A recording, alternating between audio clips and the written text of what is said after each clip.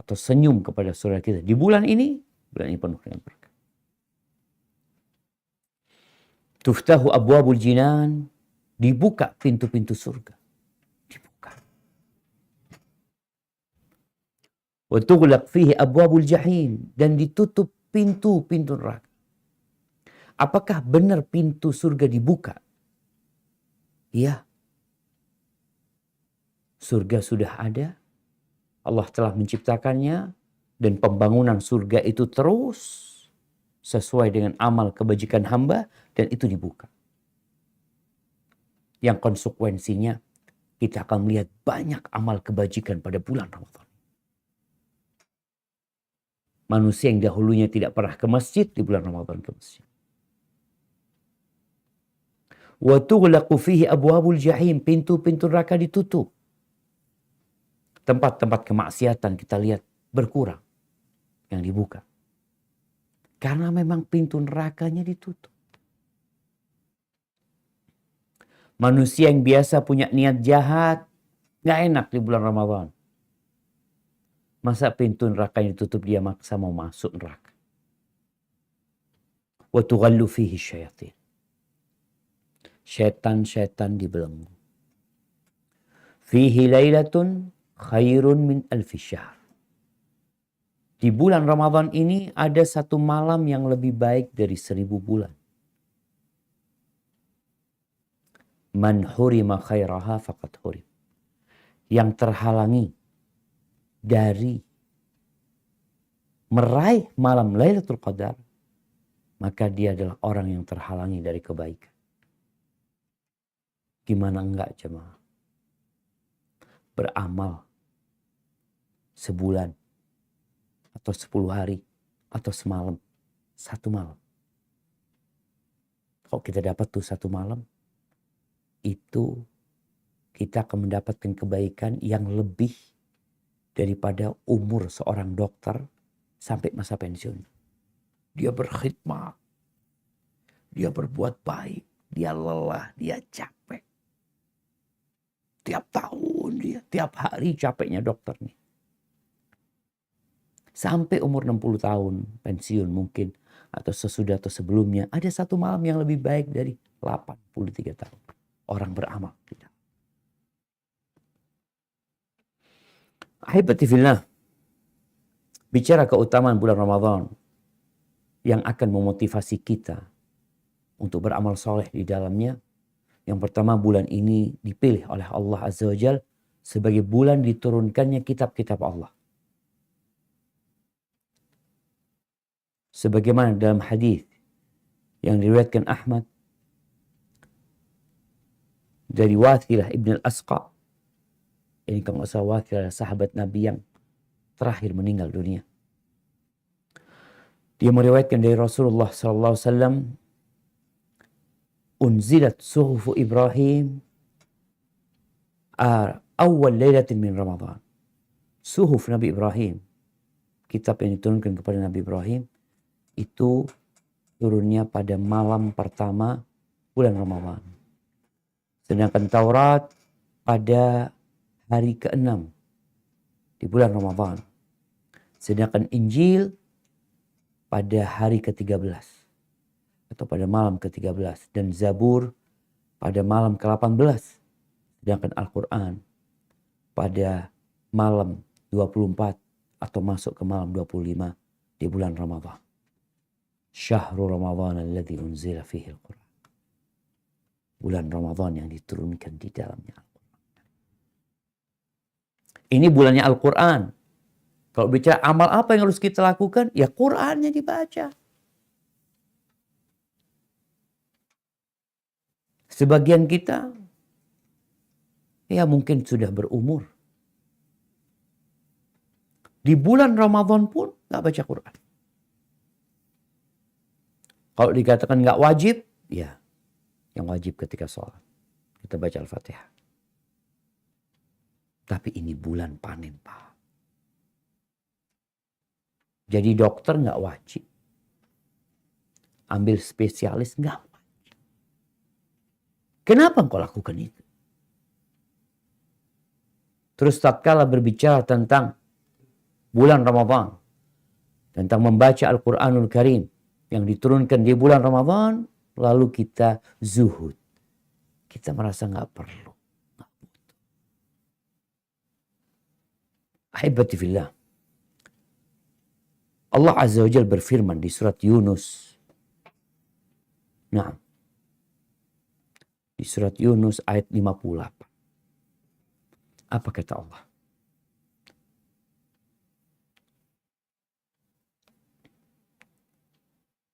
أعوذ بالله من الشيطان الرجيم قل بفضل الله وبرحمته فبذلك فليفرحوا هو خير مما يجمعون. Artinya, katakanlah Muhammad, dengan karunia Allah dan rahmatnya, hendaknya dengan itu mereka bergembira. Itu lebih baik daripada apa yang mereka kumpulkan. Yunus 58. Barakallahu fikum. Apa yang dimaksud karunia Allah dan rahmatnya yang kita harus gembira, dan itu lebih baik dari apa yang dikumpulkan manusia? Dengan Al-Quranul Karim. Ini karunia dan rahmat Allah Azza wa Jalla dengan agama Islam. Yang seharusnya dengan Ramadan ini kita lebih gembira daripada kegembiraan kita dapat duit 1 miliar. Ada yang kasih duit 1 miliar? Mana yang lebih seharusnya kau gembira?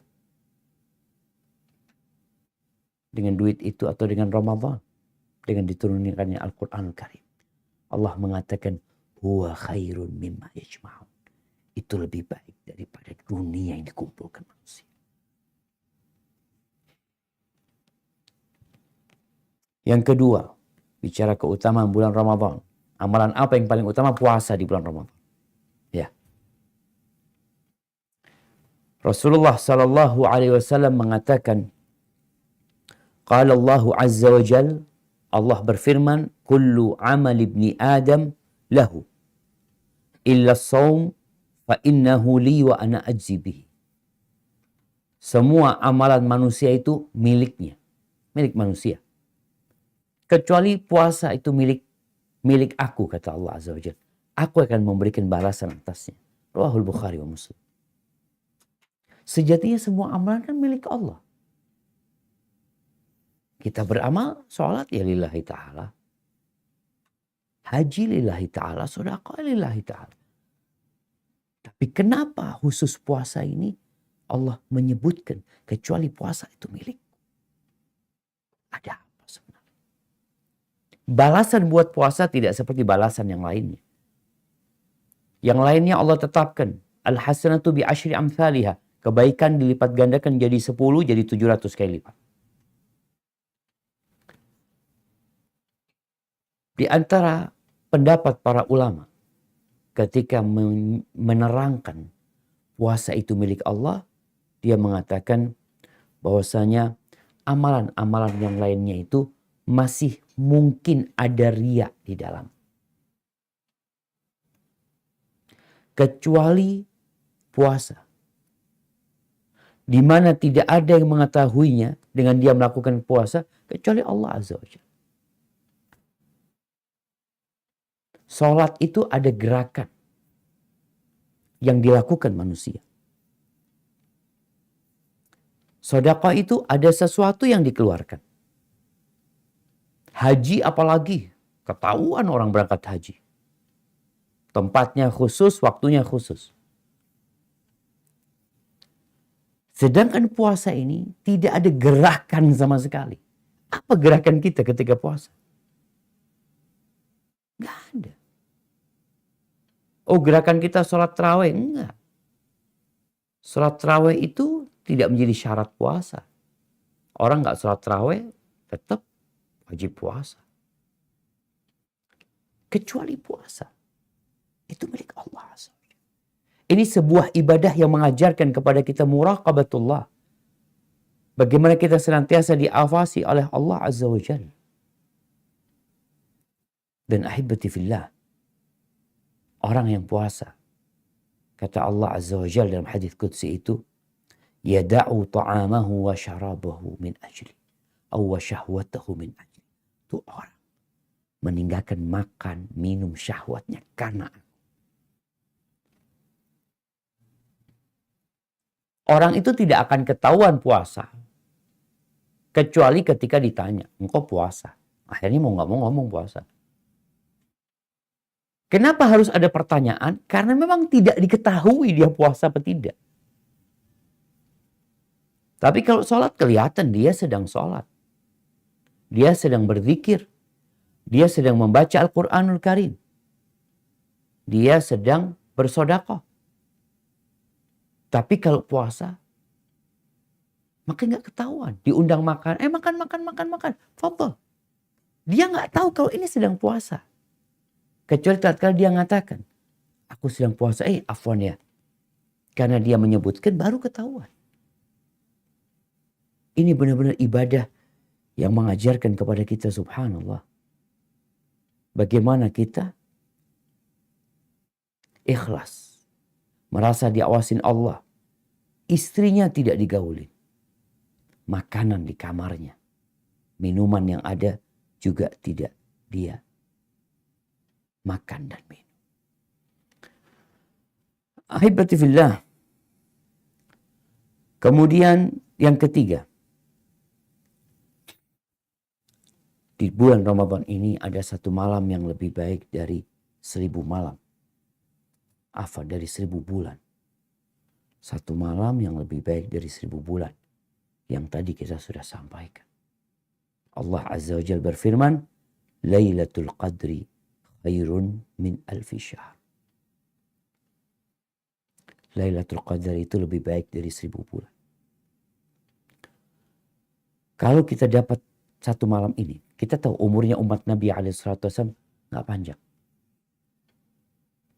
Kemarin aja Ana membaca bagaimana seorang di Malaysia yang umurnya 110, ya, yang buat heboh dunia. Umurnya 110, padahal udah tua.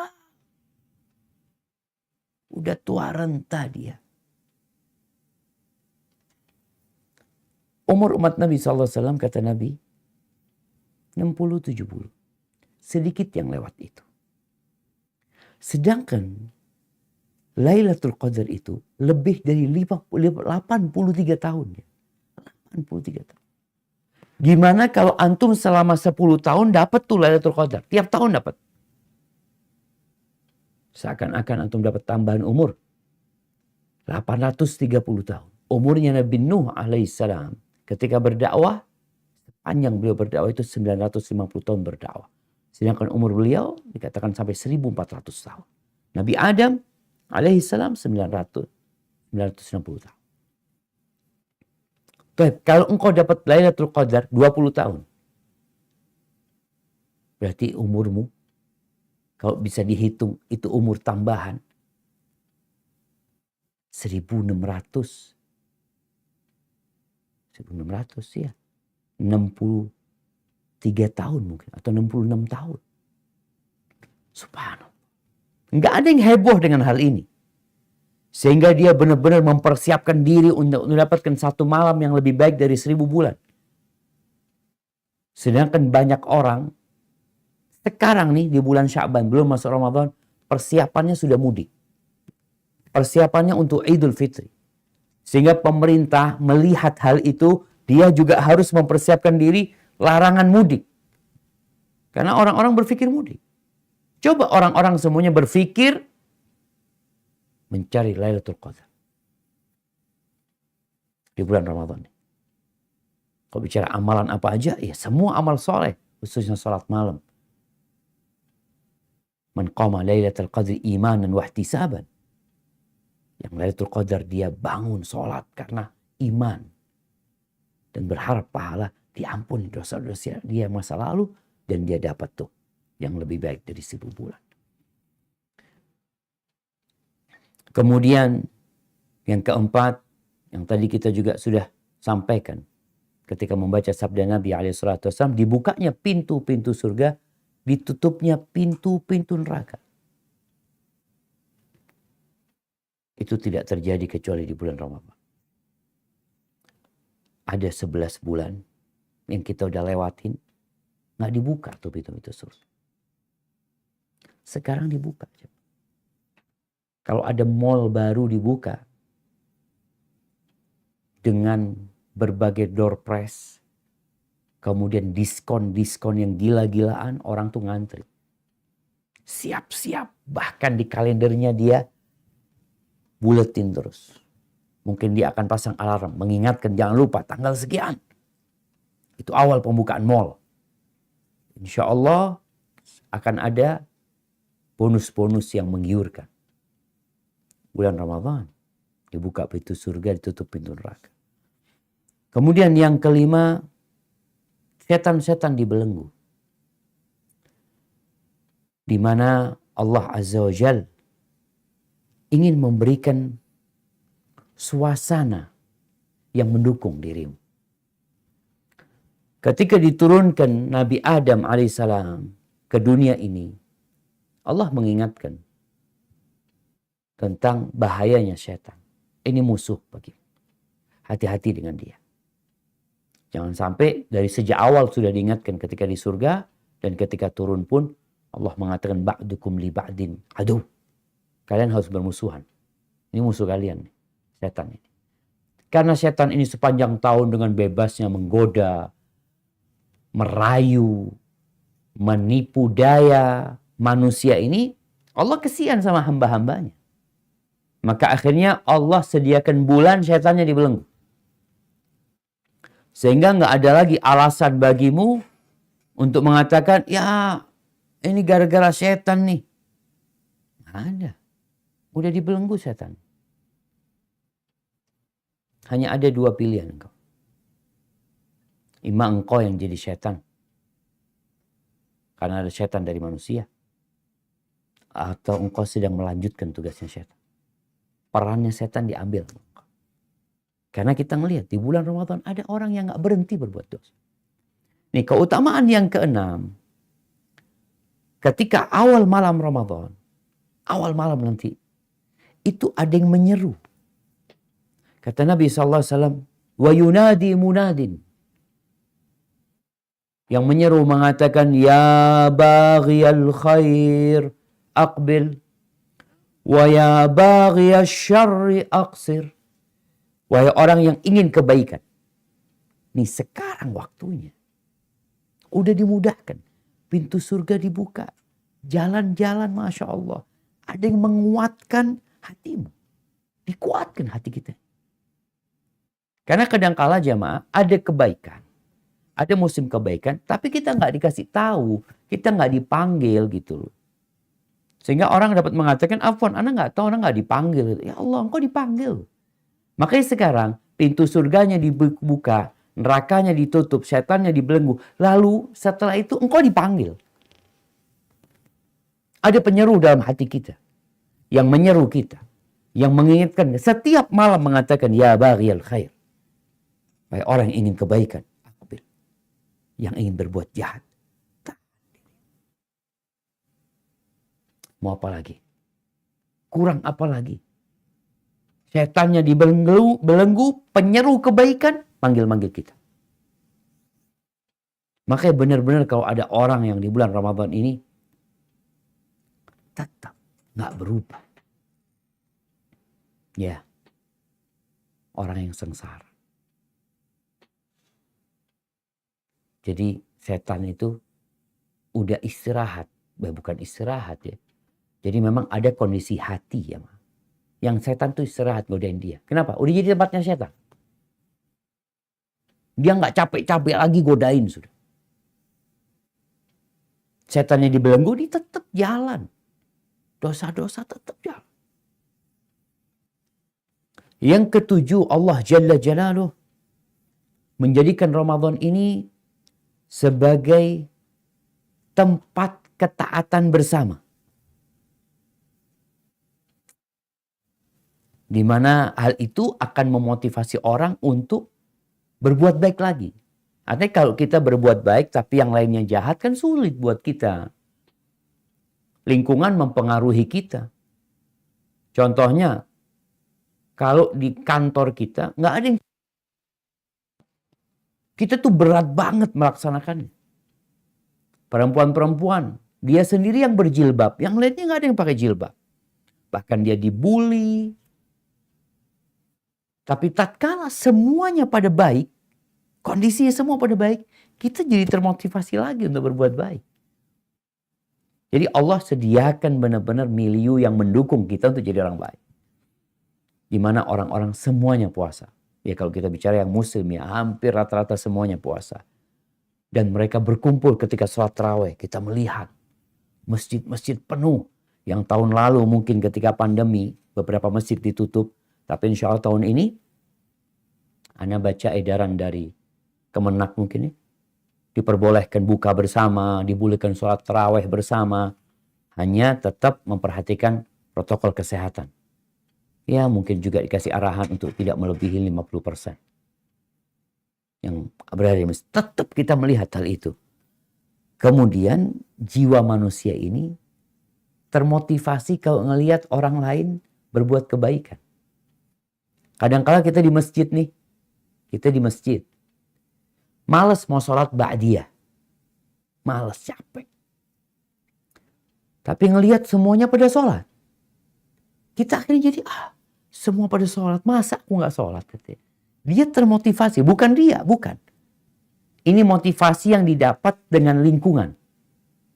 Kalau riya kan keinginan dipuji orang. Ini bukan. Memang benar-benar keinginan berbuat baik karena dukungan lingkungan yang baik. Seperti kisah Ka'ab bin Malik ya. Sahabat Nabi radhiyallahu anhu. Bagaimana ketika dia itu tidak ikut perang. Lalu dia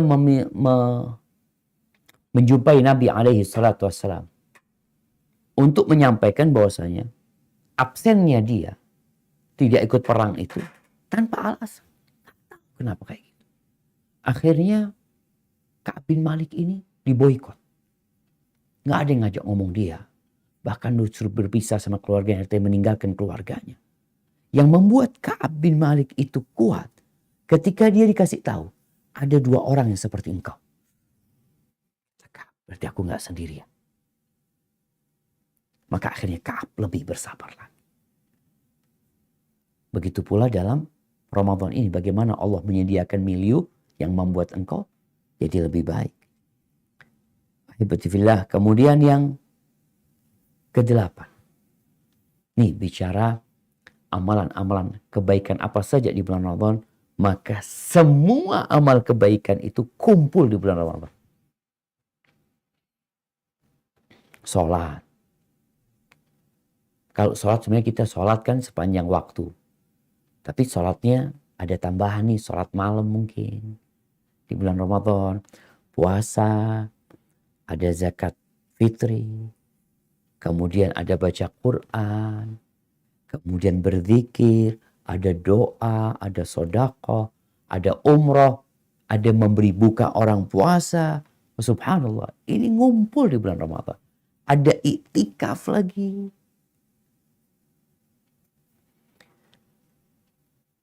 Kemudian jamaah, kalau kita melihat ibadah-ibadah ini, subhanallah. Man fattara sha'iman falahu mithlu ajri. Yang memberikan buka orang yang puasa dapat pahala seperti orang yang puasa tadi. Kadang-kala sulit kita mau ngasih berbuka orang puasa.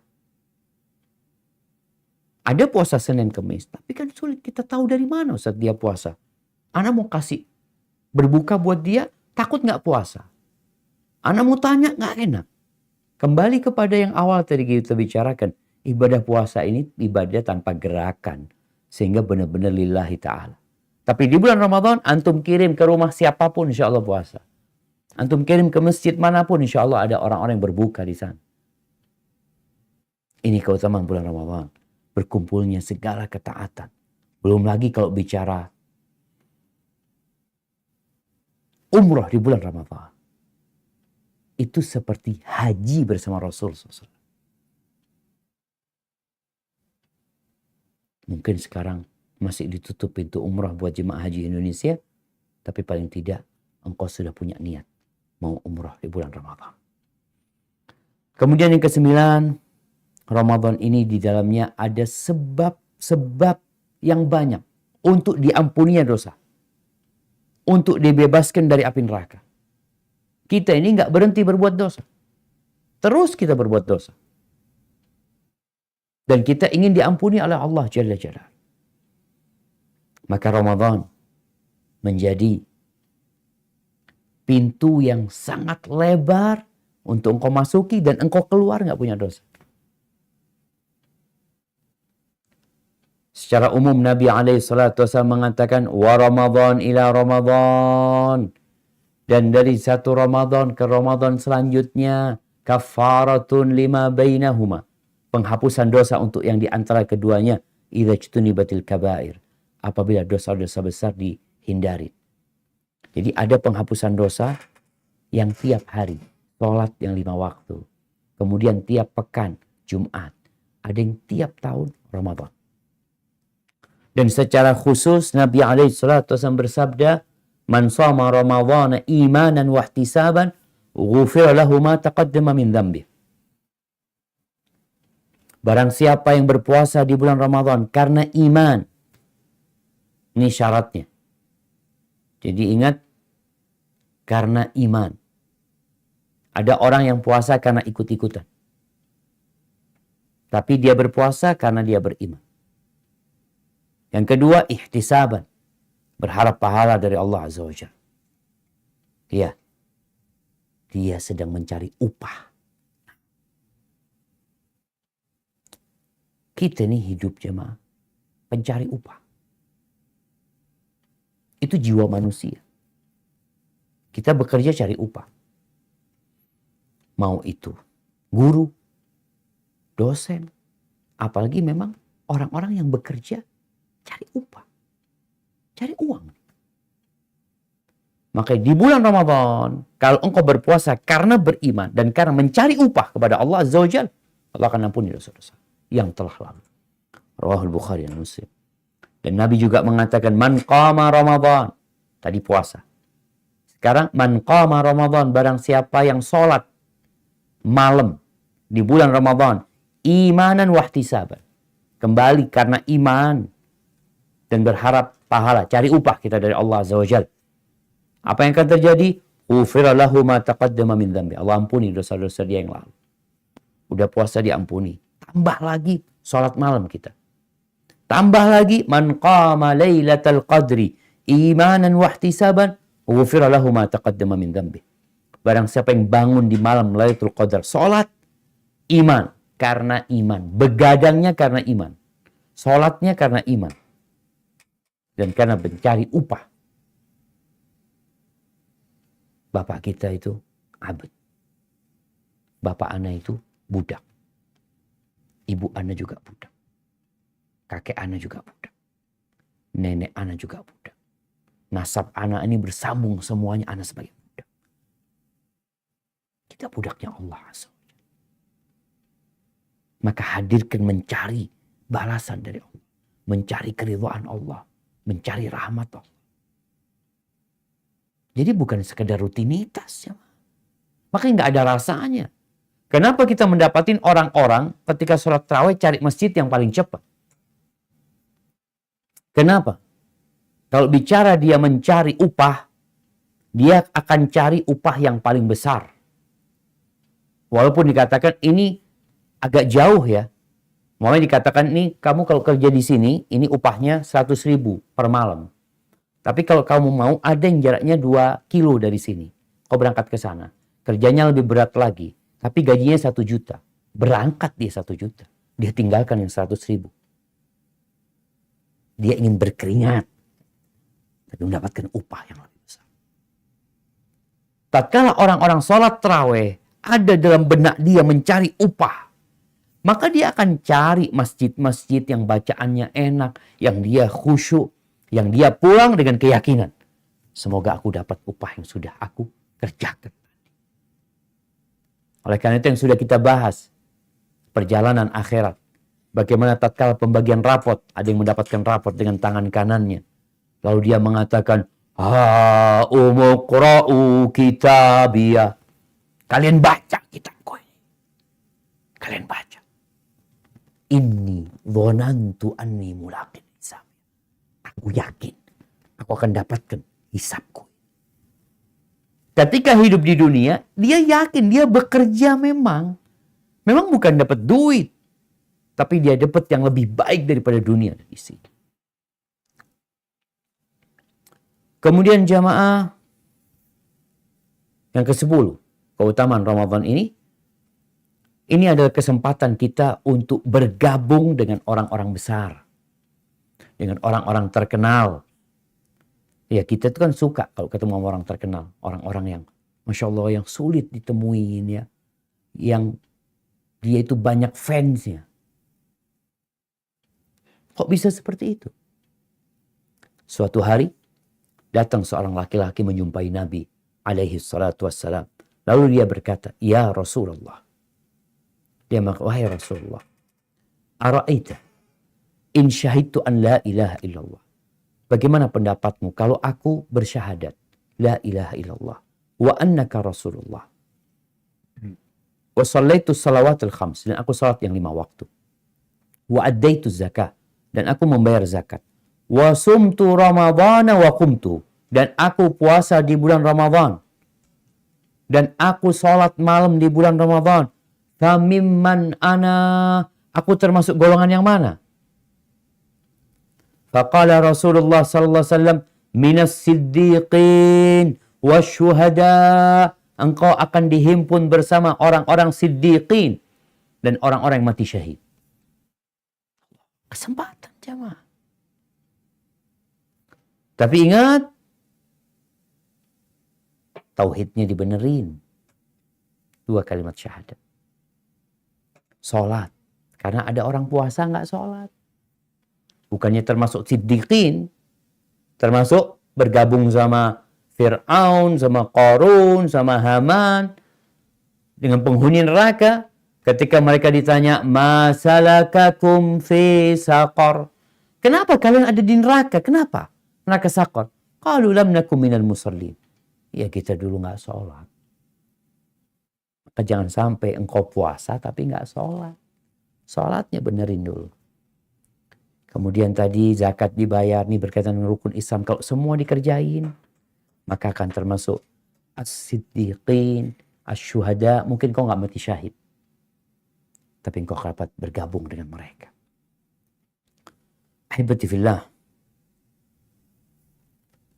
Jabir bin Samurah radhiyallahu anhu berkata, Qala Rasulullah SAW, Atani Jibril, faqala ya Muhammad, telah datang kepadaku Jibril. Dan dia berkata, ya Muhammad, man adraka ahada walidayh, famata fadakhala an-nar fa'ab'adahu. Kalau ada seorang yang hidup mendapati salah satu dari kedua orang tuanya, lalu dia mati, masuk neraka, semoga Allah menjauhkan dia. Kata Nabi SAW. Ini orang, di depannya ada pintu surga yang paling indah. Kedua orang tuanya, atau salah satunya. Tapi dia mati nggak masuk surga. Berarti dia nggak berbakti sama orang tuanya, durhaka. Maka kata dia, semoga dijauhkan dari Allah. Kata Nabi, amin. Kemudian Jibril mengatakan, ya Muhammad, alaikas salatu wassalam ya Rasulullah. Man adraka syahra Ramadan, famata walam yughfar, fadakhala an-nar fa'ab'adahu Allah. Barang siapa yang hidup di bulan Ramadan, sampai ke bulan Ramadan. Kita doanya Allah mau balighna Ramadan. Kita belum tahu apakah kita akan sampai ke bulan Ramadan. Tapi kita berdoa. Semoga kita sampai ke bulan Ramadan. Barang siapa yang sampai ke bulan Ramadan, kemudian dia mati dalam kondisi belum diampuni dosa-dosanya, lalu masuk neraka, semoga Allah jauhkan dia. Gimana tidak dijauhkan? Pintu surga yang 8 dibuka, dia malah masuk ke neraka. Bayangin jemaah. Pintu surga dibuka yang 8. Ini orang maksa masuk ke pintu yang dikunci, yang ditutup neraka. Maka semoga Allah jauhkan. Amin. Kata Jibril. Qala wa man dzukirta 'indahu falam yusalli 'alaik famata fadakhala an-nar fa'ab'adahu Allah. Barang siapa yang namamu disebutkan di sisinya, kemudian dia tidak bersalawat kepadamu, lalu mati, masuk neraka tuh orang, semoga dijauhkan dari Allah SWT. Qul amin. Kata Jibril, katakan amin Muhammad. Qultu amin. Kata Nabi SAW, amin. Hadis diriwayatkan Ibnu Hibban. Kemudian bicara keutamaan dan amalan bulan Ramadan, i'tikaf. I'tikaf ini subhanallah jamaah digambarkan seperti ruang ICU. Bukan ruang ICU ya. Ruangan apa sebelum pasien itu dioperasi? IGD. Iya. Ruang IGD. Yang keluarganya nggak boleh nyambangin. Yang kadang-kala kalau ngelihat dari luar. Ya ruang IGD itu ya. Betul dok. Ruang persiapan operasi Ustadz. Ruang persiapan operasi. Iya ada ruang persiapan operasi. Terus ada ruangan yang orang nggak bisa masuk ke dalam dok. Ya ICU Ustadz. ICU ya. Nah yang bisa cuma dada-dada dari luar. Ya Ustadz. Nah ruang ICU. Benar-benar orang ini ketika dia operasi kadang-kadang sudah dipersiapkan sama dokter. Nggak boleh makan ini, nggak boleh ini. Semuanya diperiksa, disiapkan dia buat operasi. Karena memang memerlukan pekerjaan yang sangat teliti nanti. Bagaimana dengan iktikaf? Ya kurang lebih seperti itu. Kita ini dipisahkan dari dunia. Dipisahkan dari istrinya, dari anaknya, dari pekerjaannya. Ya kayak dokter, ya sudah mau tidak mau ketika dia milih iktikaf full ya. Kita bicara iktikaf, ada iktikaf setengah, ada iktikaf ya sedikit, ada iktikaf full. Di mana Rasulullah Sallallahu Alaihi Wasallam beliau beriktikaf, pernah beriktikaf beliau sebulan penuh mencari Lailatul Qadar. Beliau iktikaf pada 10 awal pertama. Kata Jibril alaihissalam, yang engkau cari di depanmu. Iktikaf lagi 10 hari pertengahan. Dikatakan lagi yang kau cari berada di depanmu. Akhirnya Nabi iktikaf di 10 hari terakhir saja. Baru meninggalkan yang namanya rumah Allah itu pada malam Idul Fitr. Mampukah kita melakukan itu jemaah? Ya, kembali kepada niat. Orang bisa cuti liburan, berangkat berlibur dia ke tempat-tempat yang menyenangkan hati. Kenapa kita nggak liburan di rumahnya Allah Azza wa Jalla? Menetap di sana.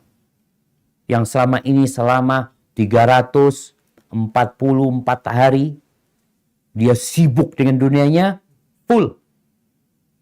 10 hari berada di rumah Allah Azza wa Jalla. Istri-istri Nabi juga itikaf. Tapi ya sudah itikaf sendiri-sendiri. Bagi yang mau itikaf di masa pandemi, bukan masa pandemi, masa kini ya. Tolong jangan engkau itikaf tapi engkau masih melihat berita. Engkau masih sibuk dengan handphonemu. Masih sibuk WA, baca grup ini itu. Itikaf itu menyendiri. Dulu Nabi SAW berkholwat itu di Gua Hira. Di bulan Ramadan. Di 10 hari terakhir. Setelah itu nggak ada lagi menyendiri yang seperti itu. Yang ada, iktikaf di rumah Allah. Kemudian jamaah yang ke-12. Di setiap malam di bulan Ramadan ini, ada hamba-hamba yang divonis bebas dari api neraka. Kita nggak tahu di mana tempat kita. Tapi yang jelas kita punya tempat di neraka. Setiap orang itu punya tempat di neraka dan punya tempat di surga. Artinya surga Allah itu cukup untuk seluruh umat manusia. Jadi nggak ada kepikiran, oh nanti gimana kalau semuanya masuk surga? Kan nggak cukup surganya. Surga itu sudah dipersiapkan sesuai dengan jumlah manusia. Berapa jumlahnya? Udah siap. Neraka juga sama, sudah disediakan tempat untuk seluruh umat manusia. Setiap orang punya tempat di surga, punya tempat di neraka. Bulan Ramadan ini adalah bulan pembebasan kita dari tempat kita di neraka. Kita punya tempat di neraka. Rasulullah Shallallahu Alaihi Wasallam mengatakan dalam hadis riwayat Ahmad, "Lillahi 'inda kulli fitrin utaqa." Bagi Allah di setiap waktu berbuka itu ada orang-orang yang dibebaskan dari api neraka. Artinya tempat kita di neraka sudah selesai. Engkau sudah engkau masuk surga. Sudah. Nggak ada tempatnya di neraka lagi. Semoga Allah menyelamatkan kita dari api neraka yang kelak kita akan ditunjukin. Tidak ada satu orang pun yang meninggal dunia, yang dikubur, kecuali ditunjukkan tempatmu ini loh, di neraka. Kalau dia penghuni surga, baru setelah itu kasih tuh, ini tempatmu di surga. Kalau dia penghuni neraka, ditunjukkan tempatnya di surga. Ini tempatmu di surga. Yang seharusnya engkau tempatin. Tapi karena engkau durhaka, ini tempatmu di neraka bagimu. Sehingga dia semakin menyesal. Ketika masuk surga, seperti itu orang-orang yang beriman. Akan ditunjukkan tempatmu. Agar orang ini semakin bergembira aja. Alhamdulillah selamat. Sedangkan penghuni neraka juga nggak akan masuk neraka. Itu tempatmu di surga. Supaya dia semakin merana dan sengsara. Dan ahibati fillah, ini ada setiap malam. Apa yang perlu kita lakukan? Berdoa lagi. Setelah kita berpuasa, kita berdoa. Kita minta sama Allah Azza wa Jalla, Allahumma a'tiq riqabana minan nar. Ya Allah, bebaskan leher kami dari api neraka. Nabi SAW juga berkata, Inna lillahi utaqa fi kulli yawmin wa laylah. Likulli abdin minhum da'watun mustajabah.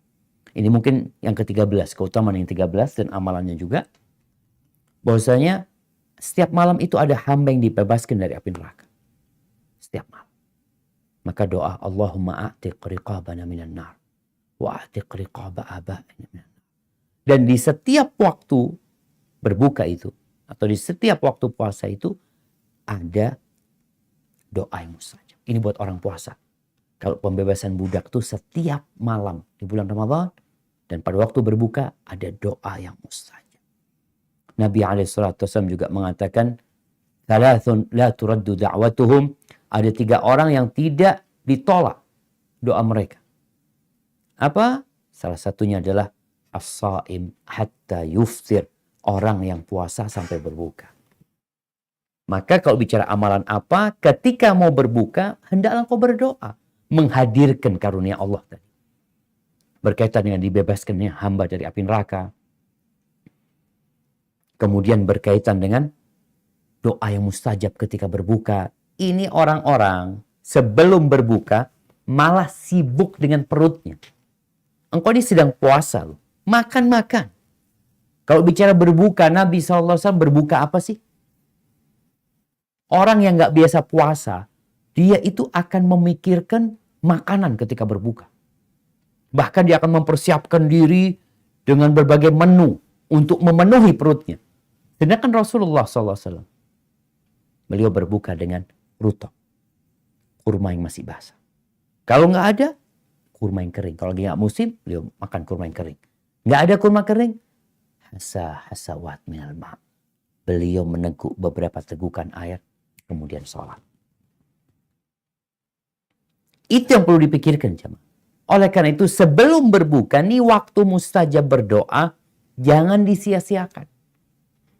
Berapa puluh tahun kita Ramadan, ketika berbuka, kita nggak doa. Kita sibuk makan. Mikirkan makanan. Bahkan juga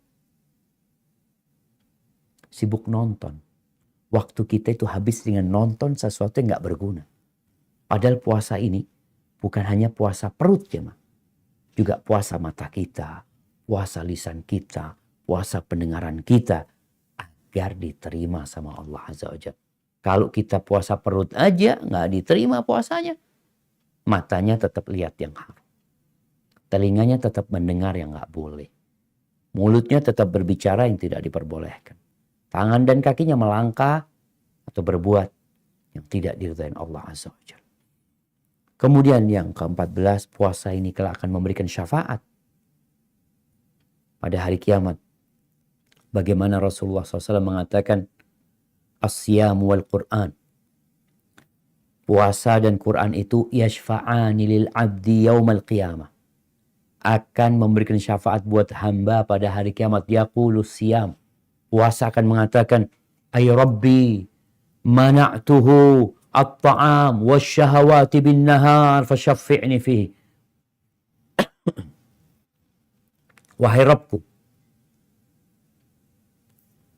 aku menghalangi dia dari makan, minum, dari syahwat di siang hari. Maka terimalah syafaatku untuk dia. Wa yaqulul Qur'an. Dan Quran akan berkata, ini bulan Ramadan, bulannya Quran. Ay Rabbi, mana'tuhun naum bil lail. Lihat apa yang diucapkan Quran. Quran akan mengatakan, wahai Rabbku, aku menghalangi dia dari tidur di malam hari. Maka para ulama menjelaskan bahwa membaca Al-Quran di malam hari lebih utama. Dan membaca Al-Quran ketika sholat malam, pegang Qurannya nggak hafal Quran, itu lebih utama daripada di siang hari. Dan sholat malam dengan sholat siang hari lebih utama sholat malam. Maka Quran ini akan mengatakan, wahai Rabbku, aku menghalangi dia dari tidur di malam hari. Maka terima syafaatku untuk dia. Lalu Allah terima syafaat. Manfaatkan bulan ini untuk puasa dengan benar. Karena rubba sa'imin hadduhu min siyamihi al-ju' wal atash. Banyak orang puasa yang hanya dapat lapar dan haus. Wa rubba qa'imin, dan banyak orang, Nabi mengatakan banyak. Ada banyak orang yang sholat malam tapi nggak dapat pahala apa-apa kecuali begadang aja dia. Pahalanya nggak dapat. Gara-gara niat, tata caranya yang tidak sesuai. Kemudian yang ke-15, orang yang berpuasa akan dapat 2 kegembiraan. Farhatun inda fitrih wa farhatun inda liqa'i rabbih. Berbuka ketika bergembira tatkala berbuka, di mana dia bergembira bukan karena makanannya, jemaah. Makanan kita sepanjang tahun makan. Tapi bergembira karena taufik dari Allah yang diberikan sehingga dia bisa sampai ke malam Idul Fitri. Bisa sebulan penuh dia berpuasa. Itu tentunya makan juga, orang gembira dengan makanan.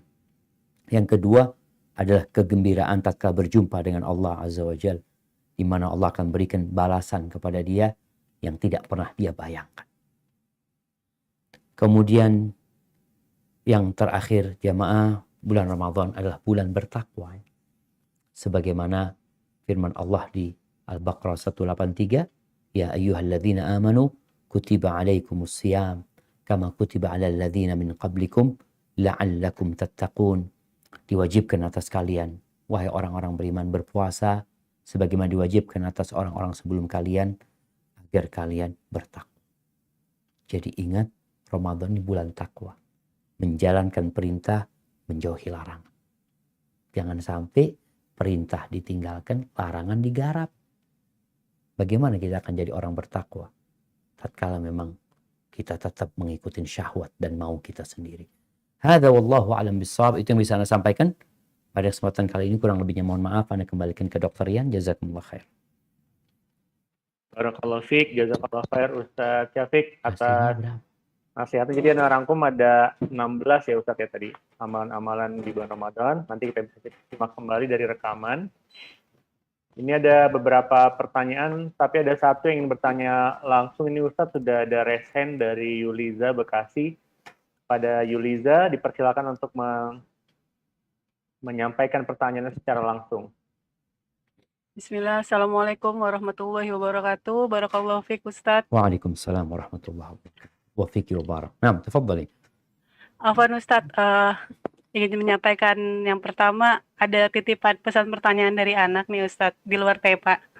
Sebelum pertanyaan yang sesuai tema, dia ingin tahu jawaban langsung dari Ustadz tentang di buku-buku ceritanya itu tidak digambarkan wajah Rasulullah Shallallahu Alaihi Wasallam. Ustadz, dia tanya kenapa bisa begitu. Lalu ada apa yang Nabi Yunus di dalam paus itu digambarkan buku ceritanya itu api unggun. Apakah memang demikian gitu Ustadz? Itu titipan pertanyaan anak. Nah, pertanyaan saya,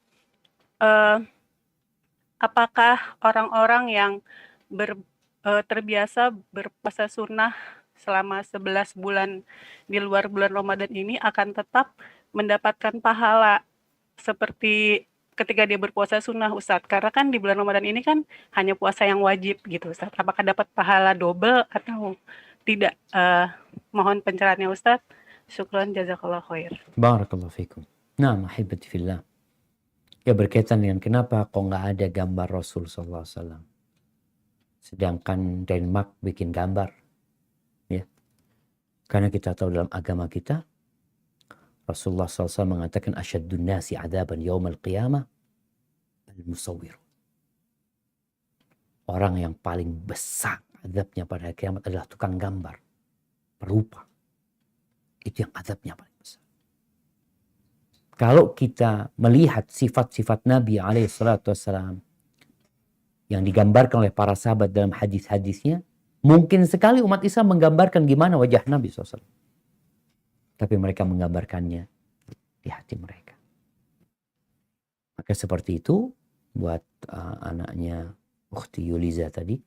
Adapun berkaitan dengan api unggun ya mungkin hanya sekedar untuk menghiasi buku itu. Yang jelas Nabi Yunus berada di perut ikan yang menyebabkan beliau kurus ya. Yang menyebabkan beliau pakaian juga hilang. Sehingga ketika dimuntahkan oleh ikan paus itu, Allah menumbuhkan pohon yaktin yang dia akhirnya memakan hal itu untuk mengembalikan kondisinya dan menutupin auratnya dengan daunnya, kalau nggak salah seperti itu. Hadza wallahu a'lam bishawab. Adapun berkaitan dengan orang yang puasa sunnah sepanjang tahun, apakah akan mendapatkan pahala puasa sunnah yang dia meninggalkannya karena dia sedang puasa wajib?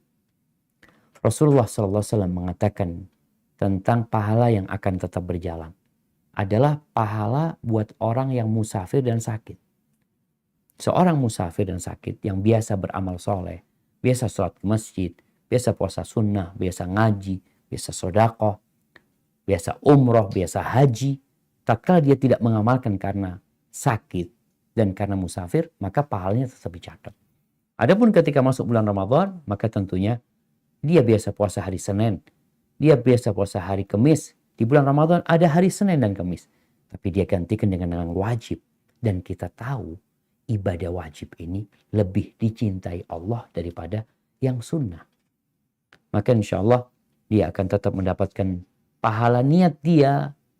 Kalau dia buktikan di bulan Syawal, dia puasa Senin Kamis lagi. Di bulan Ramadan, dia puasa Senin Kamis.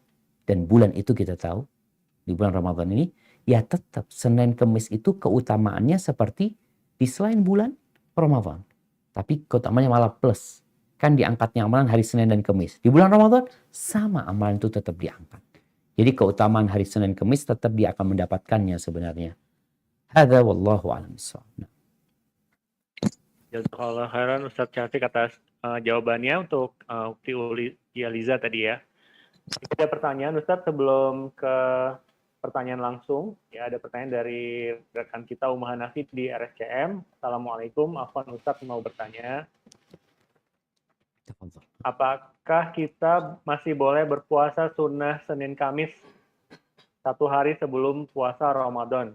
Sekiranya 1 Ramadan jatuh pada hari Selasa. Jazakallahu khairan Ustaz Syafiq, barakallahu fiik. Barakallahu fikum. Nah, jamaah, ya ini pertanyaan yang menarik sekali ya. Khususnya buat orang-orang yang suka puasa sunnah. Ada orang yang biasa puasa Daud. Ada orang yang biasa puasa Senin Kamis. Bagaimana kalau Ramadan jatuh di hari Selasa?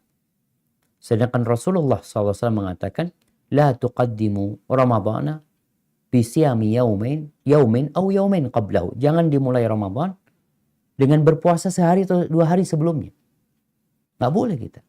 Illa rajul. Kecuali orang yang biasa puasa. Dia puasanya bukan karena sebelum Ramadan. Enggak. Dia puasanya karena memang hari itu hari puasa dia.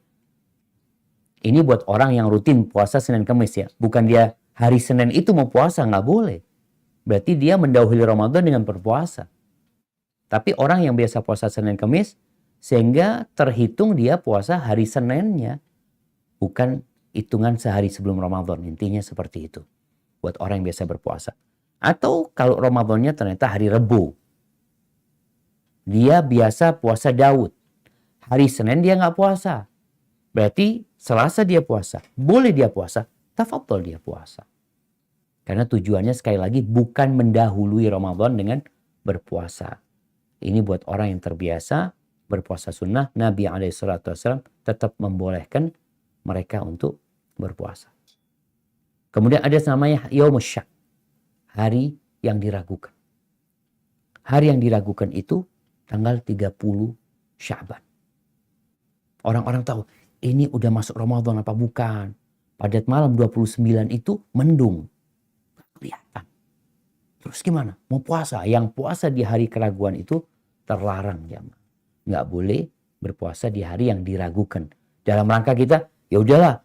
Daripada ragu, asan anak puasa. Nggak boleh. Sekali lagi, nggak boleh berpuasa di hari yang diragukan tadi. Tapi mendahului Ramadan, puasa sehari atau 2 hari sebelumnya, bagi orang yang biasa berpuasa sunnah, maka tidak mengapa. Hadza wallahu a'lam bissawab. Nah, Ustadz, jazakallah khair. Mungkin pertanyaan tadi memang banyak ditanyakan ya oleh beberapa orang.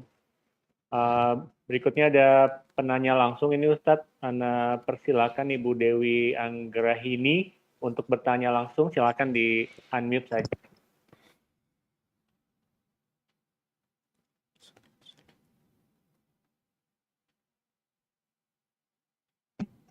Assalamualaikum. Waalaikumsalam warahmatullahi wabarakatuh. Izin bertanya, Ustadz. Nah. Alhamdulillah ini saya senang banget bisa tanya secara langsung karena WhatsApp sejak awal pandemi sampai dengan sekarang belum pernah dibalas. Jadi alhamdulillah banget dapat kesempatan langsung. Barakallahu fiik. Naam, tafadhali. Begini Ustadz, jadi semenjak pandemi kan saya ada grup di komplek ya. Saya khusus muslim, saya sebagai admin. Jadi kegiatan rohani kan berhenti ya secara langsung. Jadi kita adakan tilawah online gitu Ustadz. Jadi peserta kita mulai semuanya dari juz 1 setiap minggu sekali itu 1 juz. Terus bagi yang sudah selesai di checklist gitu Ustadz. Nah saya pernah sharing seperti ini. Kan kalau katanya kalau kayak gini tidak ada tuntunannya ya Ustadz dari Rasul. Saya ada kekhawatiran. Afwan. Ya? Jadi artinya mereka itu baca sendiri-sendiri di rumahnya sebenarnya. Iya, sendiri di rumahnya. Nanti yang selesai checklist masing-masing melaporkan aja gitu. 1 juz. Nah, melaporkan ya laporan dia. Bahwa dia sudah selesai itu seminggu sekali gitu Ustadz. Dan saya juga catat gitu kan di komputer saya gitu yang sudah yang belum gitu. Nah, saya pernah sharing seperti ini itu tidak ada tuntunannya gitu ya Ustadz ya. Ada di dalam hati itu kekhawatiran sia-sia gitu. Jadi kayak capek aja gitu. Cuman saya dengan tujuan juga agar di kompleks saya tuh kegiatan rohani di grup itu tidak berhenti gitu. Karena juga ada yang menjapri itu senang dengan ada kegiatan seperti itu yang tadinya nggak pernah setiap hari baca Quran, jadi baca Quran. Jadi buat diri saya sendiri semangat. Tapi dalam hati saya juga takut muncul semacam riya gitu Ustadz. Bagaimana ya kegiatan seperti itu dan caranya agar kita itu terhindar dari gimana ya riya gitu kan. Seharusnya kan kita tuh ibadahnya kan disembunyikan gitu ya Ustadz. Nah, itu saja sih ya. Siap, Masya Allah. Barakallahu Ustadz. Masya Allah. Assalamualaikum. Waalaikumsalam warahmatullahi wabarakatuh. Subhanallah jemaah, ana minta maaf ya. Tadi dikatakan ada yang WA ana dari tahun lalu, berarti sejak awal pandemi sampai sekarang nggak dijawab. Karena memang terlalu banyak yang WA. Ana kadangkala kalau duduk seharian buka WA, balesin WA, habis waktu ana untuk hal itu. Maka mohon maaf kepada semuanya yang mungkin WA-nya tidak dibalas. Tapi kembali kepada pertanyaan ibu tadi. Ya, kalau bicara mendidik, kita itu kadang-kadang mendidik perlu seperti tadi disebutkan. Di mana guru itu menyuruh anaknya untuk membaca dan melaporkan. Bahkan setoran hafalan dia. Memang prosesnya dia sedang belajar. Sedang ada sesuatu yang ingin dia gapai.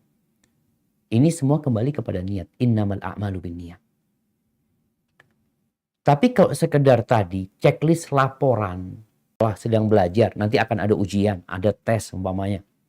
Sehingga perlu dilaporkan. Seperti orang-orang yang sedang menghafal hadis, laporan dia. ya sudah hafal, pindah ke hadis selanjutnya, pindah ke hadis selanjutnya. Tapi kalau sekedar membaca tanpa ada tindak lanjut setelah itu, maka yang ditakutkan ya sekedar melaporkan. Mungkinkah riya? Mungkin riya, mungkin tidak. Maka nasihat ana bagaimana tetap membuat kegiatan di grup tadi itu dengan tadarus. Sekarang ada Zoom umpamanya. Ya udah ngaji. Guru ngajinya siapa? Diundang nih. Yuk kita mau ngaji. Kita mau main dikatakan mau hafalan Quran juz amma, ada gurunya. Jadi memang ada orang yang dipaksa untuk menghafal Al-Quran Karim. Dengan cara tadi ada target yang dicapai. Ada ujian buat mereka. Yang seperti ini nggak ada masalah. Seperti tadi bisa tadarus panggil guru. Atau kalau nggak ada guru yang siapa yang bisa tajwid, yang bisa tahsin sehingga mereka mengecek bacaan-bacaan yang lain. Jadi tujuannya orang membacakan dia itu untuk diperbaiki bacaannya. Atau tujuannya memang ingin menghatamkan Al-Quran Karim. Nabi SAW menyetorkan hafalannya kepada Jibril.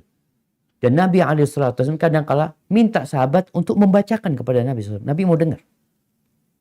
Jadi nggak ada masalah. Tadi katakan tadarus, mungkin juga supaya kita bisa hatam Quran ya. Kadang-kadang yang terjadi bukan tadarus ya. Jadi mereka baca masing-masing aja. Yang ini juz pertama, kalau ada 30 orang di komplek, satu orang dikasih satu juz. Sehingga 30 orang merasa sudah hatam. Nggak ada yang hatam Quran. Semua cuma baca satu juz. Maka agar terhindar dari riya, kembali kita tahu ya, hati kita ini lemah. Kadang-kala kalau bacaan kita ketahuan sama orang, ya kita ada semangat. Tadi yang kita bicarakan bahwasanya di bulan Ramadan ini ada motivasi untuk beramal. Bukan riya. Tapi karena semuanya sedang sholat, kita jadi tertarik untuk sholat. Kita jadi termotivasi untuk baca Quran. Kadang-kala kita di grup, yuk kita ini mau berlomba-lomba dalam kebaikan, umpamanya. Kita insya Allah mau hatam, yang hatam laporan. Nah ini juga berbahaya. Ketika dia laporan, lillahi ta'ala apa enggak? Kadang-kala tujuan enggak, kita ingin membuat suasana kompetisi. Bagaimana di grup ini semuanya menghatamkan Al-Quran Karim. Ketika fulan mengatakan, alhamdulillah ana sudah hatam. Yang satu kan, ya Allah ana belum hatam nih. Ana yakin hatam. Jadi menciptakan kondisi untuk bersungguh-sungguh. Tapi itu juga nggak aman dari riya tadi. Jangan sampai akhirnya Allah yang sudah beramal sebulan baca Quran, tahu-tahu jadi azab pada hari kiamat. Hadza wallahu a'lam. Barakallahu fiik Ustaz atas jawabannya. Ustaz ada pertanyaan yang menarik dan penting buat kita ini Ustaz, terutama juga kami. Assalamualaikum Ustaz. Waalaikumsalam warahmatullahi wabarakatuh. Jika sedang hamil 7 bulan dan kandungan sehat dan merasa sanggup untuk berpuasa, manakah yang lebih afdol bagi ibu hamil Ustaz? Apakah mengambil keringanan dengan tidak berpuasa atau tetap menjalankan puasa dengan pengawasan dokter? Jazakallah khairan, barakallahu fiik. Barakallahu fikum. Naam jamaah. Ibu hamil ini sebenarnya wajib berpuasa kalau mampu. Kalau mampu. Jadi kalau kondisinya nggak mampu, maka dia nggak wajib. Atau kondisinya memberatkan dia, maka dia nggak wajib. Tapi dia nggak ada apa-apa. Ada perempuan-perempuan yang Masya Allah, sehat dia. Dan dokter juga mengatakan nggak ada masalah engkau berpuasa. Maka ketika itu bukan ngambil rukhsah dia. Dia melaksanakan kewajiban untuk berpuasa. Jadi kondisi orang yang dimudahkan oleh Allah Azza wa Jalla memang untuk orang yang hamil dan menyusui ini Allah kasih dispensasi untuk tidak berpuasa kalau tidak mampu. Sehingga kemudahan itu diberikan apabila mereka tidak mampu. Apabila mereka mampu, maka tentunya kalau dikatakan mana yang lebih utama buat dia adalah berpuasa. Yang lebih utama buat dia. Jadi kalau dikatakan mengambil dispensasi keringanan, ya kalau dia mampu gimana mau ngambil dispensasi? Jadi dispensasi diberikan kepada yang tidak mampu. Sehingga wanita-wanita yang menyusuin, apabila dia mampu, hendaklah dia berpuasa. Ketika tidak mampu, jangan berpuasa. Ketika membahayakan dirinya atau membahayakan bayinya, jangan berpuasa. Karena nanti jadi dosa. Ketika orang maksa berpuasa, lalu jatuh sakit. Atau membahayakan bayinya. Karena ada perempuan-perempuan yang suaminya udah tahu, dia mau coba, aku mau puasa ya kata dia. Kata, aduh janganlah, nanti yang repot suaminya. Maka lebih baik dia tidak berpuasa. Ambil rukhsah atau dispensasi itu. Barakallahu fiik. Nah, Jazakallah khair Ustaz atas jawabannya. Berikutnya persilakan penanya langsung Ustaz. Ini ada partisipan kita, Akhi Afrikaldi. Pada beliau persilakan.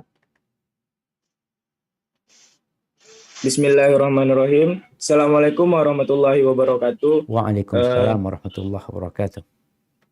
Perkenalkan Ustadz, saya Afrikaldi dari Pekanbaru. Waalaikumsalam. Semoga Ustadz selalu dijaga oleh Allah Subhanahu wa taala.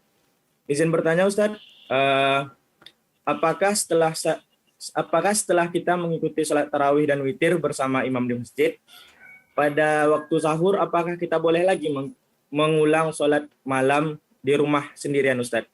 Dan yang kedua, pertanyaan saya, apakah di saat kita berpuasa, bolehkah kita divaksin atau disuntik pada saat berpuasa? Apakah itu dapat membatalkan puasa atau bagaimana Ustadz? Mungkin itu saja pertanyaan dari saya Ustadz. Semoga dijawab. Masya Jazakallah Allah. khairan Ustadz. Barakallahu fikum. Nah, ahibati fillah. Ada dua pertanyaan ini. Yang pertama, bagi yang sholat tarawih di masjid, ikut sama imam sampai witir. Apakah boleh dia sholat lagi? Jadi bukan mengulangi ya. Bahasa yang mengulangi kan kayaknya yang tadi bermasalah, selalu diulangi. Bukan mengulangi, tapi dia menambah sholat malamnya. Boleh. Hanya saja, kalau dia itu sudah witir, malamnya nggak perlu witir. Dia sholatnya genap. Tapi kalau dia memang punya niatan untuk sholat malam, artinya dia memang ikut di masjid, nanti malam dia akan lanjut. Maka para ulama memberikan pilihan bagi dia. Apa pilihannya? Ketika imamnya witir, dia genap sholatnya. Jadi niat dia ketika imamnya witir, niatnya dia nggak witir. Niatnya dia tetap sholat malam, bukan witir. Jadi imamnya assalamualaikum, dia bangun, nambah 1 rakaat. Sehingga sholatnya dia 2, bukan witir.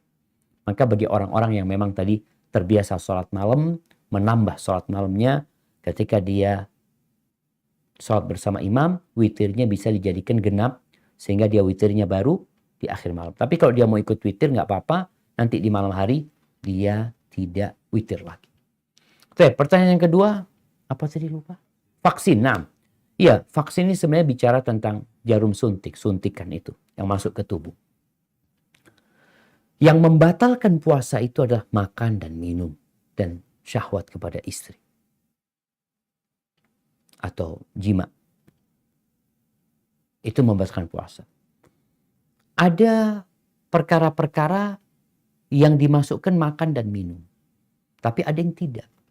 Seperti bicara suntik, jarum yang disuntikkan, obat yang disuntikkan. Itu macam-macam yang disuntikkan ke tubuh. Kalau itu memang obat yang tidak membuat dia jadi seperti orang makan dan minum. Ada orang yang disuntik akhirnya nggak kerasa lapar dan haus. Jadi seger dia. Suntik vitamin umpamanya seperti itu. Maka itu membatalkan puasanya. Tapi kalau suntikan itu hanya obat yang tidak seperti makan dan minum. Tadi katakan vaksin umpamanya. Yang tidak membuat orang itu akhirnya menjadi kenyang atau menjadi tidak haus. Maka suntikan yang seperti ini diperbolehkan oleh para ulama. Sehingga mereka membolehkan umpamanya tentang insulin ya. Yang kadang-kala dipakai buat orang yang sakit gula. Itu sebagian ulama membolehkan hal itu. Dan suntik-suntik obat untuk orang yang sedang sakit. Yang salah satu yang mungkin bicara vaksin. Insya Allah nggak masalah dan tidak membatalkan puasanya. Tapi kalau kondisinya membahayakan. Disuntik ini bukan tambah sehat. Tapi dapat lemes. Mungkin dia juga demam. Anak kalau nggak salah baca ada komandan Brimob ya. Yang disuntik, tahu-tahu dia malah demam. Lalu dia meninggal dunia karena positif COVID ya. Nggak tahu apa berita itu benar. Tapi yang jelas, suntik vaksin ini semoga termasuk yang tidak membatalkan puasa. Hada wallahu a'lam bishawab. Ustadz, 2 pertanyaan sudah terjawab. Ini ada 2 pertanyaan Ustadz dari partisipan kita. Bismillah, Ustadz izin bertanya. Yang pertama, bagaimana kedudukan hadis yang menyebutkan turunnya Al-Quran tanggal 17 Ramadan? Lalu yang kedua, apakah ada hadis yang menerangkan memakan kurma dengan jumlah ganjil, Ustaz? Jazakallahu khairan. Barakallahu fikum. Naam jamaah. Berkaitan dengan turunnya Al-Quranul Karim pada tanggal 17 Ramadan. Sebenarnya yang terjadi tanggal 17 Ramadan itu adalah Perang Badar. Perang Badar. Allah Azza wa Jalla berfirman di surat Al-Anfal ya, ayat 41. Allah mengatakan, wa'lamu annama ghanimtum min syai'in fa anna lillahi khumusahu. Mungkin bisa ditampilkan ayatnya, surat Al-Anfal ayat 41. Mungkin Dokter Rian bisa bacakannya supaya kita, Al-Anfal ayat 41. Nah. A'udzu billahi minasyaitonir rajim. Wa'lamu annama ghanimtum min syai'in fa anna lillahi khumusah وللرسول ولذي القربى واليتامى والمساكين وابن السبيل إن كنتم آمنتم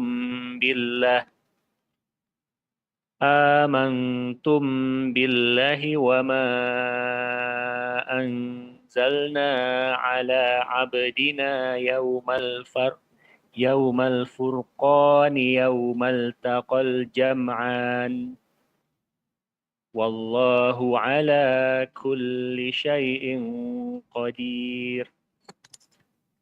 Dan ketahuilah, sesungguhnya segala yang kamu peroleh sebagai rampasan perang, maka 1/5 untuk Allah, Rasul, kerabat Rasul, anak yatim, orang miskin, dan ibnu sabil. Demikian jika kamu beriman kepada Allah dan kepada apa yang kami turunkan kepada hamba kami Muhammad di hari Furqan, yaitu pada hari bertemunya 2 pasukan. Dan Allah Maha Kuasa atas segala sesuatu. Al-Anfal 41. Nah, barakallahu fikum. Inilah hari Furqan, itu adalah hari perang Badar. Itu terjadi benar tanggal 17 Ramadan. Tapi apakah maknanya Quran diturunkan pada tanggal itu? Pada hari itu Quran diturunkan. Padahal kejadian itu pada tahun 2 Hijriah. Pada tahun 2 Hijriah. Quran ini turun sudah 15 tahun yang lalu. Jadi bukan pada hari itu diturunkan Al-Quranul Karim sebenarnya. Tapi menjelaskan bahwasanya Al-Quran itu Allah turunkan di bulan Ramadan. Memang sebenarnya ulama mengatakan tanggal 17 Ramadan turunnya Al-Quranul Karim. Tapi yang lebih kuat adalah diturunkan di 10 hari terakhir. Yang disebut sama Allah Azza wa Jalla, inna anzalnahu fi lailatul qadar. Sehingga ada yang mengatakan pada malam 21 atau malam 25 diturunkannya Al-Quranul Karim. Kalau perang Badar benar terjadi tanggal 17 Ramadan. Tapi bukan maknanya Quran itu diturunkan pada tanggal 17 itu. Karena sudah diturunkan Al-Quran 15 tahun yang lalu sebelum kejadian itu. Jadi mungkin seperti itu Dok, berkaitan dengan yang pertanyaan tanggal 17. Terus satu lagi pertanyaan tadi? Yang kurma jumlah Baik, ganjil. yang kurma dengan jumlah ganjil. Berkaitan dengan berbuka atau sahur. Pertama dianjurkan untuk berbuka kurma dan sahur juga kurma.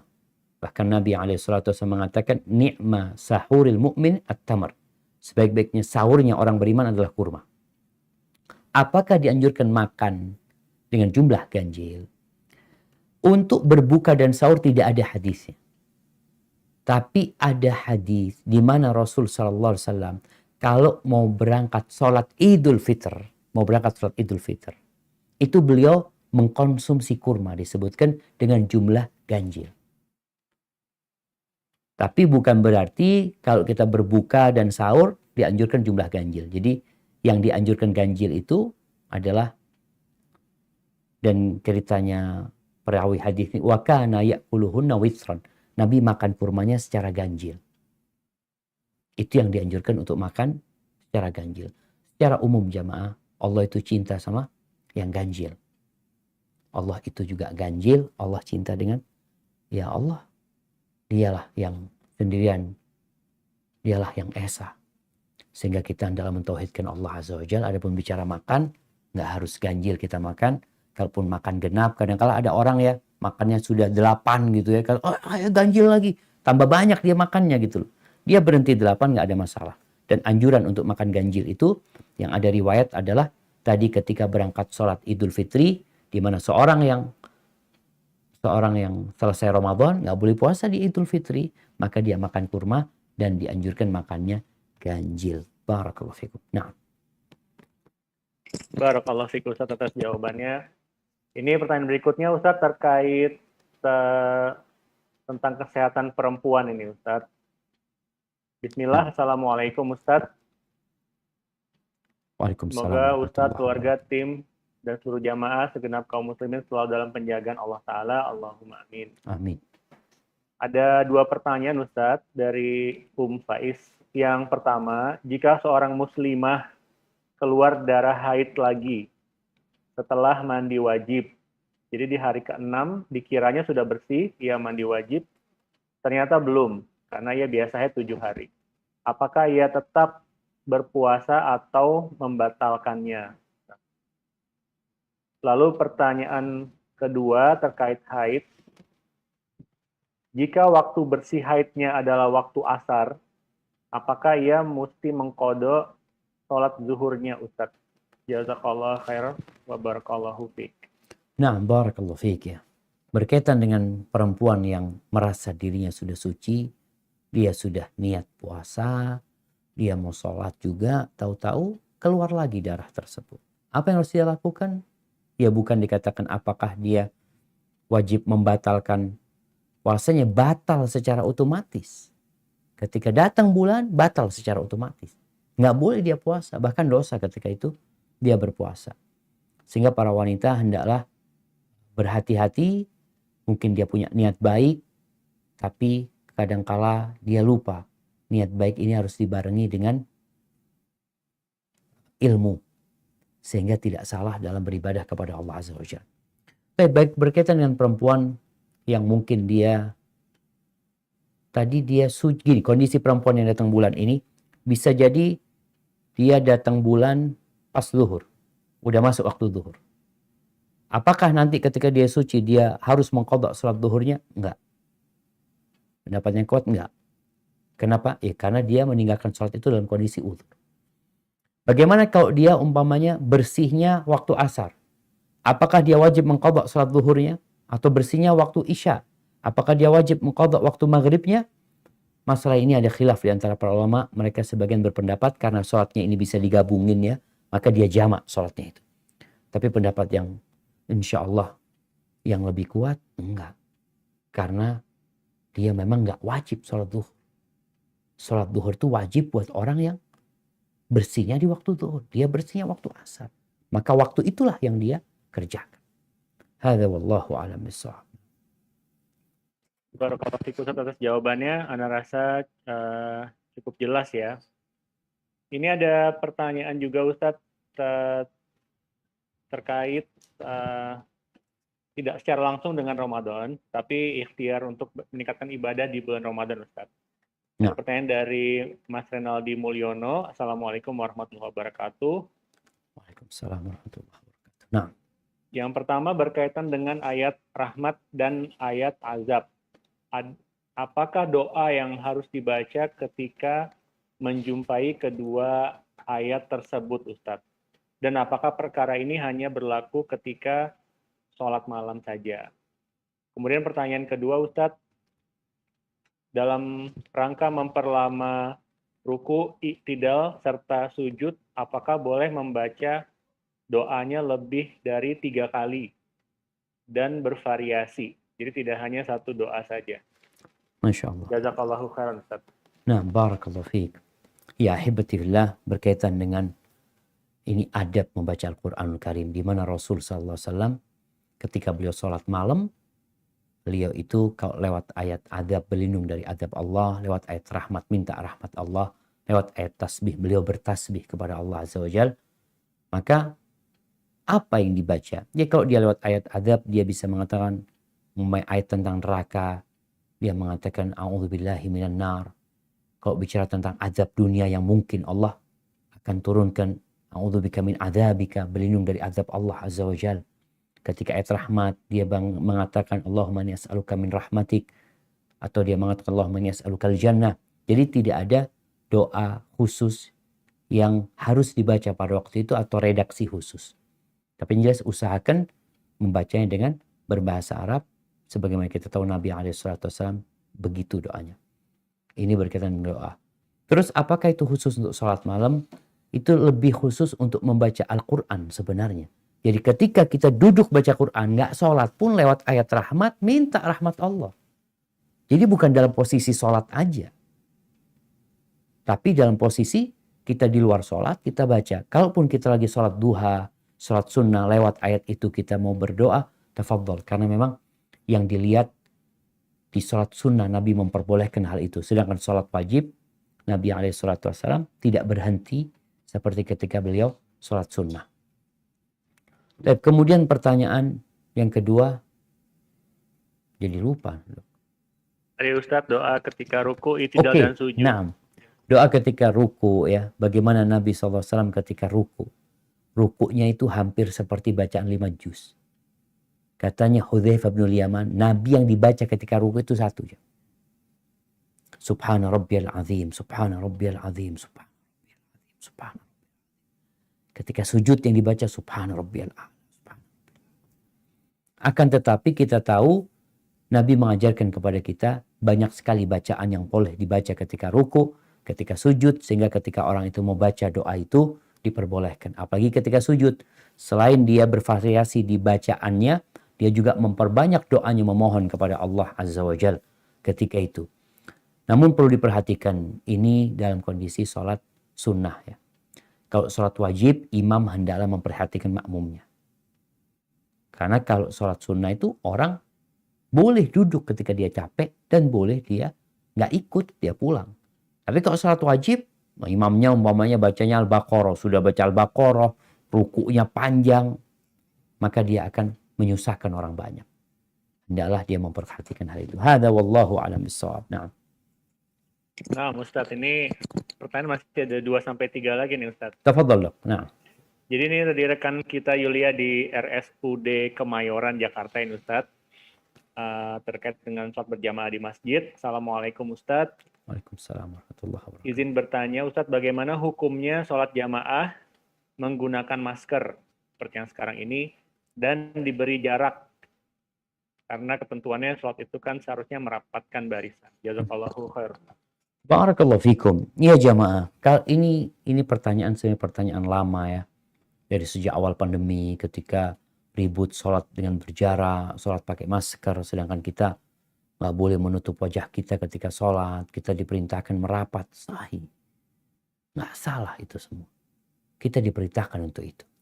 Tapi ada kondisi-kondisi yang orang tidak mampu melakukan itu karena ada bahaya yang tidak diketahui.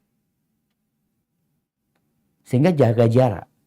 Namun kalau ternyata tempatnya sudah aman, ya dikatakan juga COVID-nya sudah terkendali, ya sudah sholatnya mau tidak mau kita kembali kepada yang asal.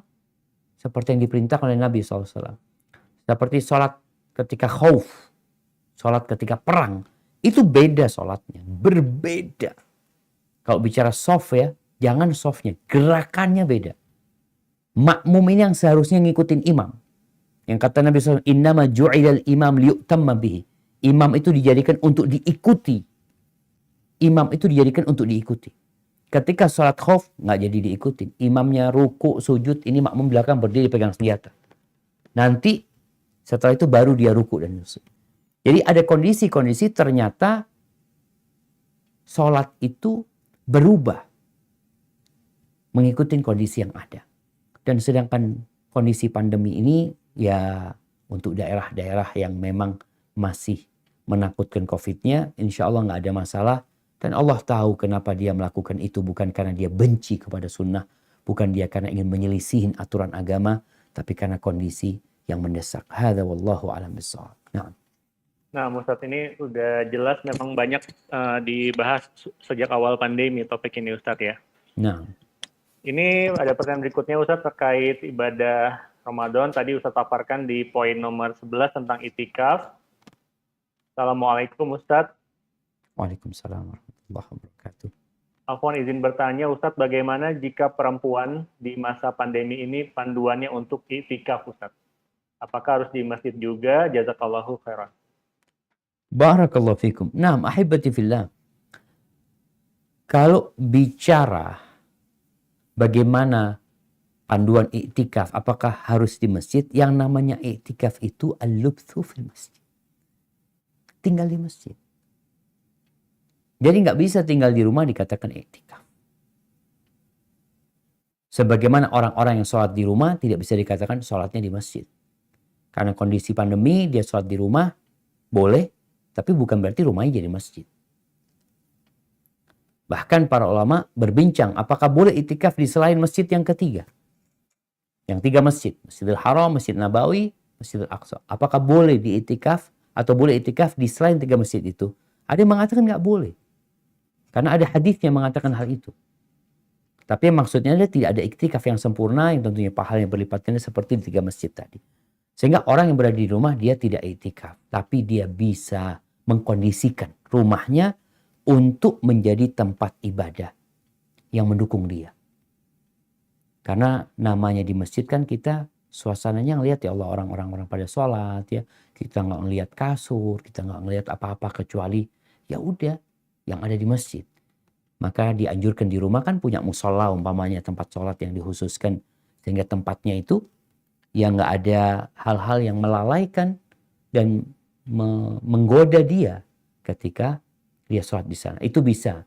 Artinya kondisi itu bisa dilakukan di rumah kita, tapi tetap kita tidak dikatakan iktikaf tatkala di rumah.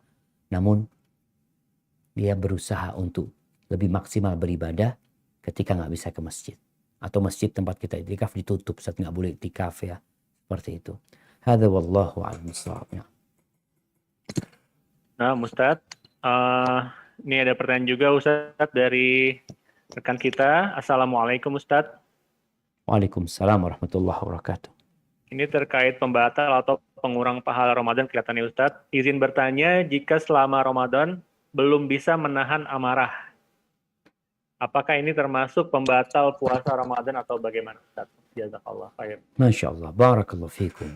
Ya jemaah, kalau bicara pembatal puasa Ramadan, ada pembatal pahala, ada pembatal puasa, di mana puasanya jadi nggak sah. Ada orang yang puasanya sah, dalam artian dia nggak wajib mengulangi, tapi nggak dapat pahala. Tadi kita sebutkan bahwasanya ada orang yang puasa perutnya. Dia puasa nggak makan, nggak minum, nggak mendekatin istrinya, tapi mulutnya nggak puasa, suka mencaci maki, telinganya nggak puasa. Ya pekerjaannya juga masih pekerjaan yang haram umpamanya. Maka itu akan mengurangi pahala, bahkan menghilangkan pahala. Buat orang yang marah umpamanya.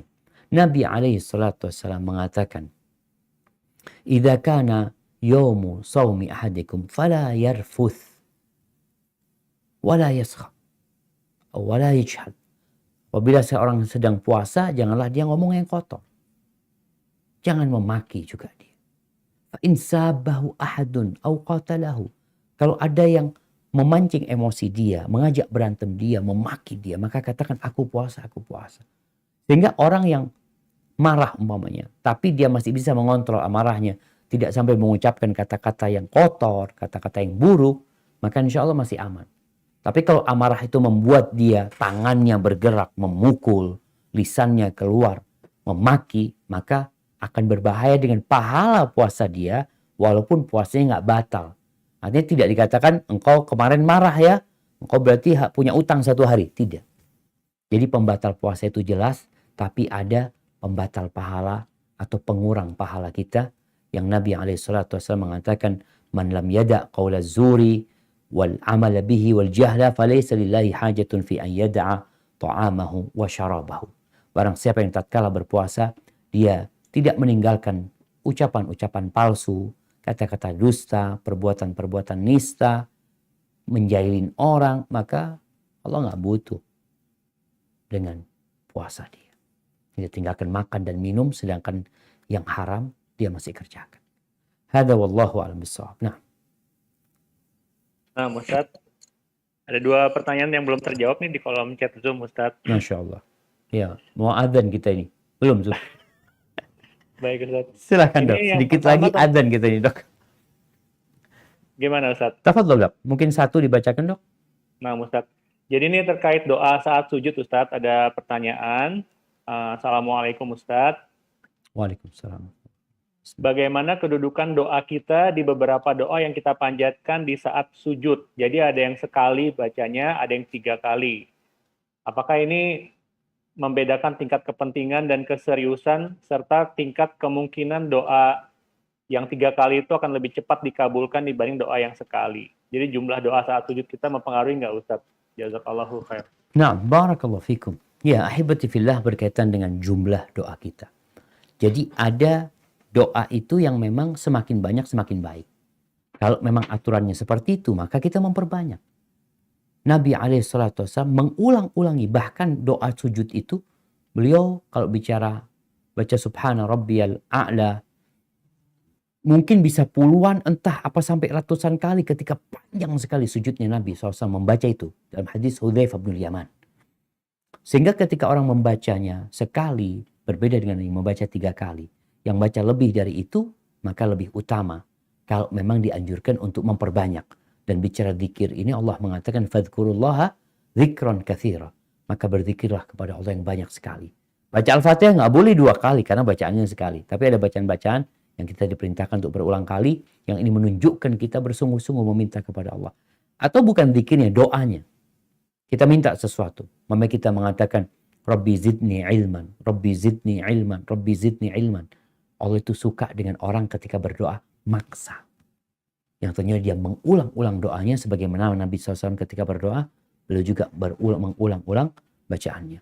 Tapi jamaah, sebelum ditutup, Ana masih ada perasaan gak nyaman berkaitan dengan tadi yang makan secara witir ya. Makan sahur atau berbuka. Ternyata ada satu hadis jamaah yang diriwayatkan oleh Ibnu Hajar dalam Al-Matalib Al-Aliyah dari Anas bin Malik radhiyallahu anhu, kana Rasulullah sallallahu alaihi wasallam yuhibbu an yuftir ala 3 tamarat. Nabi itu suka berbuka dengan 3 butir kurma. Aw syai' lam yusibhu nar, atau makanan apa saja yang tidak kena api. Artinya bukan yang dimasak, sesuatu yang segar. Ternyata hadis ini dhaif. Jadi nggak bisa dijadikan sandaran untuk makan berbuka dengan 3 butir kurma. Terus gimana? Bebas. Ada hadis tentang sarapan 7 butir kurma ajwa atau kurma Madinah. Itu 7 butir, witir. Tapi selain itu, ulama mengatakan nggak ada hadis yang sahih, kecuali hadis ketika berangkat untuk sholat Id, beliau memang sengaja makan dengan jumlah yang witir. Dan sekali lagi, Allah itu adalah witir. Allah itu esa, dan Allah cinta dengan witir. Yang maksud dengan witir adalah Allah cinta dengan sholat witir. Di bulan Ramadan ini, usahakan kita menjaga kualitas sholat witir kita yang kita lakukan di malam hari. Hadza wallahu a'lam bishawab. Itu yang bisa Anda sampaikan. Kurang lebihnya mohon maaf. Anda kembalikan ke Dr. Rian. Afwan banget nih karena udah mau adzan tempat kita, Dok. Nah, Ustadz, barakallahu fiik, jazakallahu khair Ustadz Syafiq atas ilmunya, waktunya.